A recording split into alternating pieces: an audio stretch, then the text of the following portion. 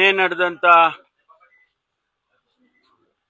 ದರೋಡೆಯಲ್ಲಿ ಈಗಾಗಲೇ ಪೊಲೀಸ್ ಎಲ್ಲ ಮಾಹಿತಿಗಳನ್ನ ಪಡ್ಕೊಂಡಿದ್ದಾರೆ. ಅವರು ಕರ್ನಾಟಕದವರ ಅಥವಾ ಹೊರಗಿನವರ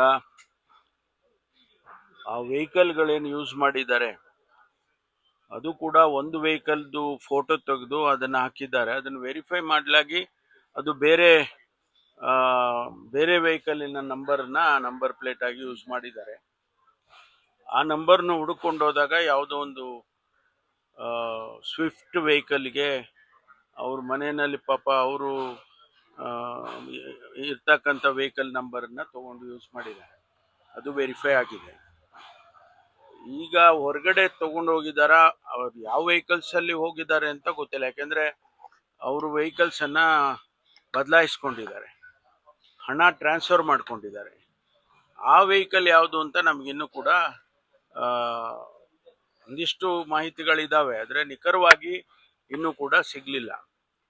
ಆ ವೆಹಿಕಲ್ ಹೊರಗಡೆ ಸ್ಟೇಟ್ ಬಿಟ್ಟು ಹೋಗಿದ್ಯಾ ಇಲ್ವಾ ಅನ್ನೋದನ್ನ ನಾವು ಹುಡುಕ್ತಾ ಇದ್ದೇವೆ.